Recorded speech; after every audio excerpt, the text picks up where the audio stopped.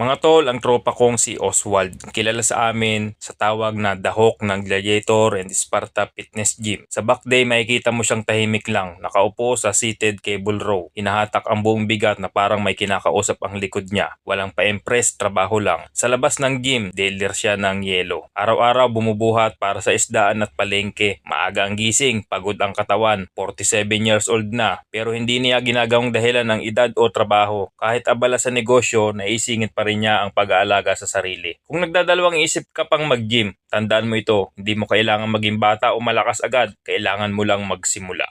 150 pounds, walang arte. Ganyan bumuhat si Oswald. Sa Gladiator in Sparta Fitness Gym, andyan si Oswald. Ginagawa niya ang T-bar row na may 150 pounds, 12 repetition bawat set. Para ligtas ang buhat, pinaapakan niya ang bar sa isang dulo para hindi umangat habang hinihila ang T-bar. Hindi man araw-araw, pero kapag nag-workout siya, siguradong maayos at may disiplina. Lakas na may tamang forma, yan ang tunay na astig.